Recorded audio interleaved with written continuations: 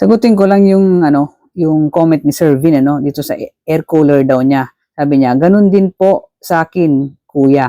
One day pa lang nabili ko lumalabas na tubig sa likod. Halos every hour na lang ako naglalagay ng tubig kasi wala nang matira sa tank niya, lumalabas na lahat. Ayun.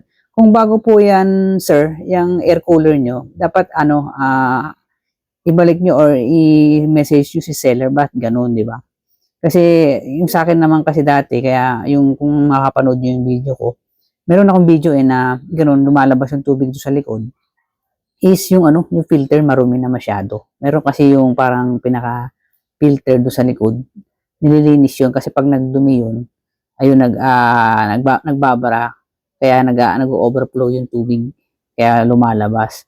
Pero yung sa'yo sir, bago pa lang, so siguro ipa-check mo sir message mo yung seller bakit ganoon.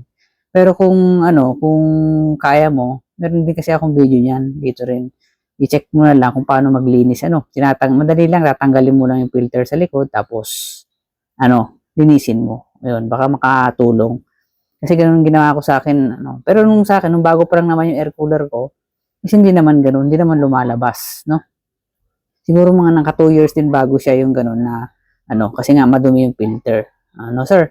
So, yun sir, yan, pwede mo i-message yung seller or kung saan mo binili, bakit ganun, kabago-bago lumalabas na agad yung tubig, Okay, Sir Vin, thank you.